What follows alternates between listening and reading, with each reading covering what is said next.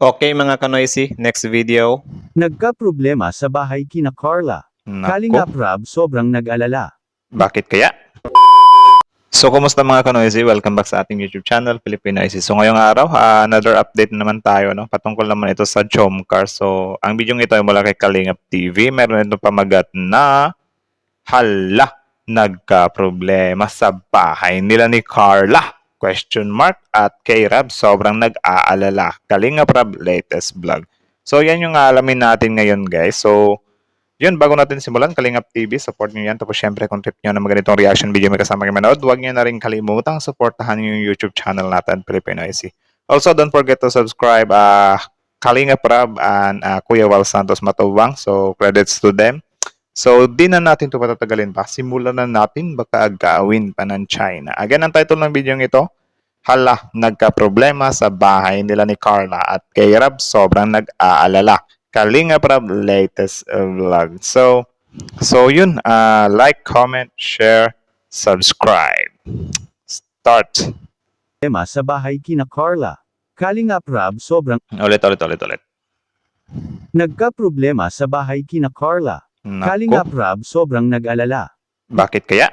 Isang mapagpalang araw sa inyong lahat mga kalingap, sanay hindi nyo po makalimutan na mag-like sa video na ito. Like the video. At paunawa tapusin muna ang kabuuan ng video na ito mga kalingap at para malaman ang nilalaman nito. Tapusin para malaman ang nilalaman. At maraming salamat po mga kalingap sa pagpatuloy na pagsuporta lalo na kay Ayun. Kuya Val Santos Support. Matubang at Kalingap Rab. Subscribe nyo yan, guys. Bakit kaya nagkaproblema sa bahay nila Carla mga kalingap? Bakit?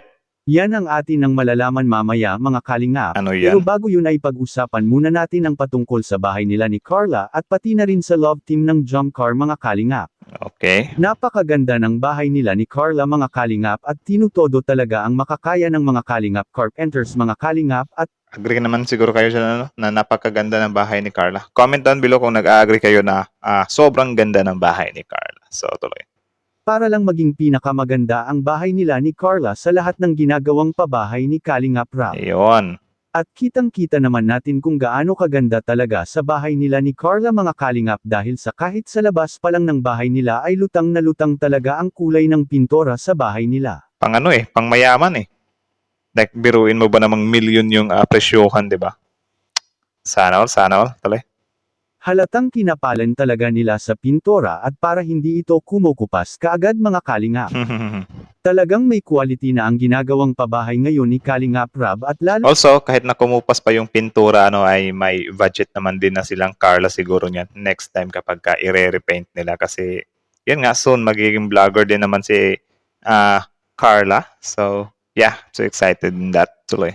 na sa mga gumagawa ng mga bahay ay mas lalo nang nag-e-improve mga kalingap. Kaya nga Kaya saludong saludo ang lahat ng mga viewers mga kalingap sa lahat ng mga kalingap carpenters dahil sa kanilang paggawa ay may halo na rin itong paglingap at pagtulong na rin sa mga beneficiary ni Kalingap Rab. Yun din saludo sa mga karpintero na gumawa ng bahay, especially Mr. Kalinga Prab sa sponsors at sa lahat ng bumubo. Sa mga viewers din kasi kumikita din sila dito through ads, 'di ba? So while watching the videos ay of course promotion din 'yon at 'yun nagkakatulong na rin kayo or tayo while watching, 'di ba? Tuloy. At ito rin ang gustong mangyari sa pabahay kina VNC mga kalingap na sana anya ay parihas sana anya ang magiging magawa ni Kalingap Rab sa pabahay kay VNC mga kalingap. Nagsalita na pala si dito, Kalinga Prab na mas malaki daw yung kay Viancy kaysa kay Carla kasi si Viancy ay malaking family.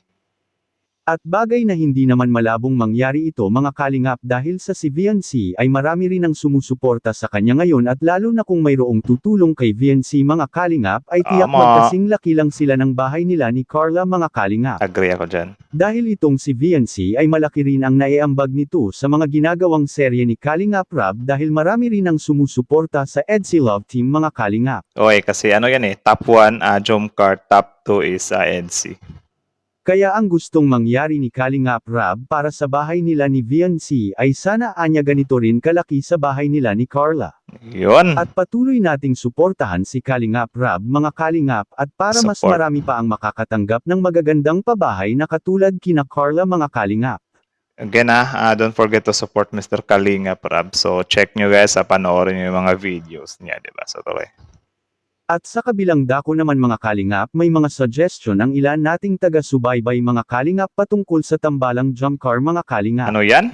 Gusto ng karamihan na hindi na sana patatagalin ni Carla ang panliligaw ni Kuya Jomar sa kanya mga kalingap at baka anya ay magsasawa itong si Kuya Jomar sa kahihintay mga kalingap dahil sa masyadong matagal talaga ang gusto ni Carla bago sagutin niya si Kuya Jomar. Grabe ang daming atat na atat ano. Huwag ganun guys, i-enjoy na lang natin to. Kasi halimbawa ganyan, kung matagal man siyang sagutin dyan sa serye nila, di natin alam in real life or whatsoever, di ba? So, enjoyin lang natin yung process. Huwag nating madaliin, di ba? Kasi mas pangit yun kapag maaga silang nag-on or nagka-jowa na kasi, kapag halimbawa ganyan, hindi maiwasan, may mga away-away, di ba? Tapos mahantong pa sa hiwalayan.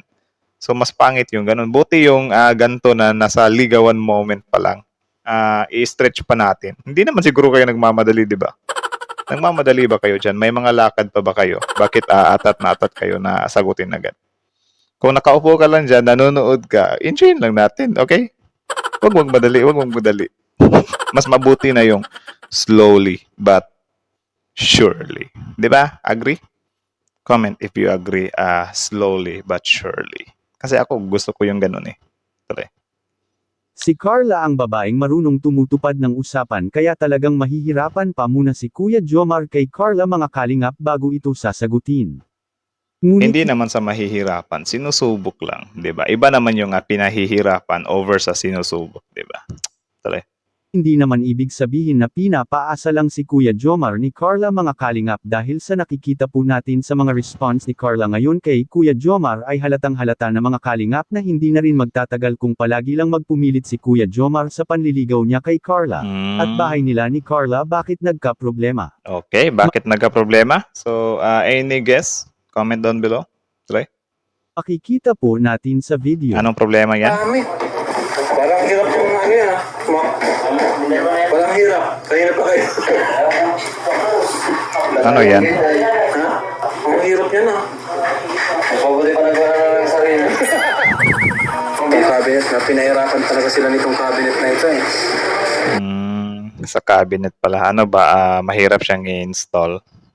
Grabe ito. Buti pang gumawa na lang kayong bago, ano? Pinahirapan sila dito mga kanina. Siguro, isang oras na sila. So yun lang naman. Again, ang video yun ay mula kay Kalingap TV. Support niyo yan guys. Original video in the description box below. Also, before you leave, don't forget to subscribe and support Mr. Kalingap para ba na supportahan nyo yan. Tapos syempre, again, kung trip nyo na mga ganitong reaction video naman or bago nyo iwan yung channel natin, don't forget to subscribe our YouTube channel, Filipino IC. So kita nyo naman yun, di ba? Wala nang patumpik-tumpik pa. Boom, karak-karak ka. So yun guys, yung sa problem pala sa bahay nila ay about nga dun sa cabinet, siguro nahirapan sila na ipwesto yun or yun, but for sure mahahanapan din naman nila ng solusyon yan. May mga ganun din talaga mga instances na minsan hindi natin natatansya na yung bahay natin ay yung bahay kasi gawa na siya tapos yung mga furniture natin dapat sila yung mag-adjust, 'di ba? Or kapag may mga ilalagay tayo doon, of course, yun yung mag-a-adjust. Alangan naman kung halimbawa ganyan, maliit lang yung bahay mo tapos may ipapasok ka na na cabinet tapos hindi siya magkasya, sirain, tibagin mo yung simento mo. Hindi naman ganoon, 'di ba? So bili ka na lang ulit ng maliit na cabinet or pagkasyahin mo or hanapan mo siya ng paraan. So yun pala yun. Also about nga doon kanina sa mga sinasabi dito sa atin na sana sagutin na daw. For me lang, ako, hindi ko naman talaga kayo masisi kung atat na kayo kasi sarap nga din namang isipin na sila na nga. Pero for me, mas mabuti yung dahan-dahan, slowly but surely, di ba? So again, sabi ko sa inyo kanina, kung nagmamadali kayo, chill lang kayo, okay? Madadapa kayo niyan. Chill lang. May mga lakad ba kayo? Kung wala naman, chill lang, okay? So, dahan-dahanin lang natin to. I-enjoy lang natin yung moment, di ba? Hindi naman importante na dyan kung sasagutin or hindi siya in this serye, Ang importante lang dyan nakapagbigay sila ng good vibes or yung entertainment nga na nabibigay nila, yung kilig, yung basta full package kasi sila So, for me, It doesn't need na kailangang magjowa na talaga sila no in screen. Mas mabuti yung ganyan parang ano siya mutual understanding tapos yun. Mas maraming genuine dun, di ba? Sige kayo kapag kunyari minadali nyo na mag-on sila tapos may mga tampuhan na wala na. 'Di ba? Baka biglang mawala yung ano nila. So mas mabuti tong ganito, walang label, good vibes lang, 'di ba? So parang wala pa siyang boundaries. Total darating din naman tayo diyan eh. So yun nga, i-enjoy lang talaga natin ang moment. So again sa mga atachan, chillax. Okay, inhale. Exhale. Okay na? So yeah, I think that's it lang muna. So again, Kalingap TV, Kalingap Rab, Filipino IC. Like, comment, share, subscribe. Filipino IC is out.